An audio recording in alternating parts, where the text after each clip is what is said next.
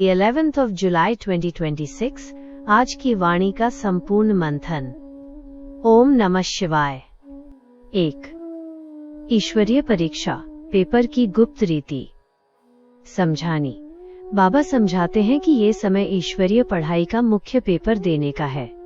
कई बच्चे संशय उठाते हैं कि तीसरा रथ लेने की बात पहले क्यों नहीं बताई गई। इस पर बाबा कहते हैं कि यदि परीक्षा के सवाल पहले ही बता दिए जाएं, तो वो परीक्षा नहीं बल्कि नकल कहलाएगी। बिना बताए पेपर देना ही असली बहादुरी है। हमें दूसरों के सवालों या परिस्थितियों को देखने के बजाय निश्चय बुद्धि होकर अपना पेपर लिखना चाहिए। उदाहरण, बाबा ने लौकिक स्कूल और टीचर का उदाहरण दिया कि जैसे वहां शिक्षक पहले से प्रश्न नहीं बताता, वैसे ही बेहद का शिक्षक भी अचानक पेपर लेकर बच्चों की वास्तविक स्थिति जांच रहा है। 2. साक्षात्कार का रहस्य और बाहरी साधन। समझानी। आदि की तरह अंत में भी साक्षात्कार का पाठ निश्चित है।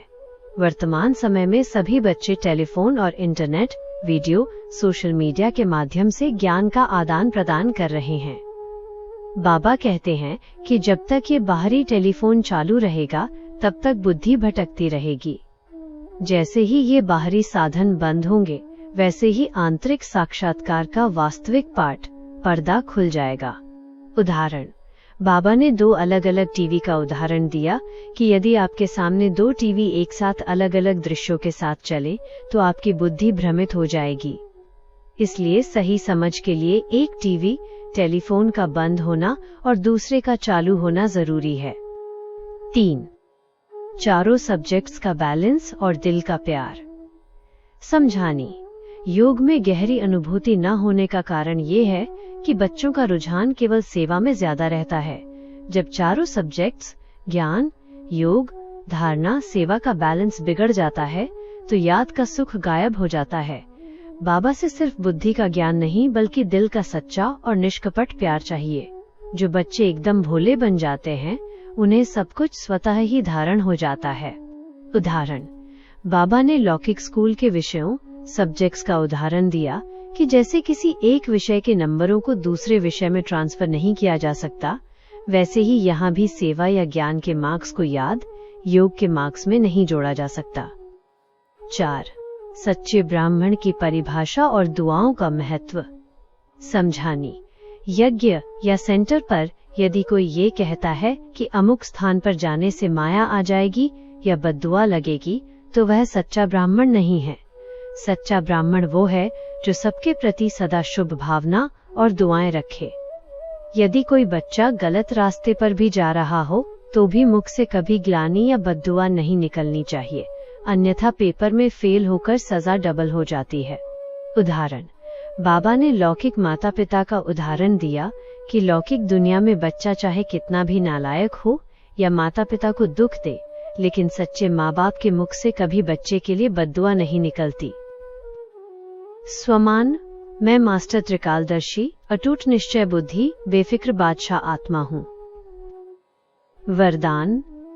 सहजयोगी भव। विवरण, केवल चल रहे हैं, कर रहे हैं या रोज क्लास करने, रेगुलर व पंक्चुअल रहने मात्र से खुश नहीं हो जाना है, बल्कि बाप के असली डायरेक्शन निरंतर योगी, सहज योगी बनने में रेगुलर और पंक्चुअल बनो, तभी बाप के पास प्रेजेंट के फुल मार्क्स जमा होंगे। कमेंट्री। मस्तक के बीच चमकते हुए आत्म स्वरूप को देखें। मैं एक परमधाम की निवासी आत्मा हूँ। इस नश्वर देह और एरिये के बंधनों से मुक्त सीधे उड़ चली अपने मीठे बाबा के पास। सूक्ष्म वतन के पार ज्योतिर्मय परमधाम मेरा घर है, सामने मेरा शिव बाबा। भोलानाथ, प्यार का सागर समाया है। बाबा ने बड़े प्यार से मेरा हाथ अपने हाथ में ले लिया है। बुद्धि के सारे संशय, सारी परिस्थितियां इस प्यार की अग्नि में भस्म हो रही हैं।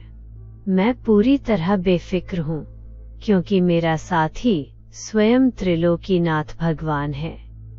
चारों ओर बाबा के प्यार और शक्तियों की किरणें फैल रही हैं, जो हर कर्म बंधन को काट रही हैं। मैं मास्टर सर्वशक्तिवान हूँ, सहज योगी हूँ। ओम नमः शिवाय।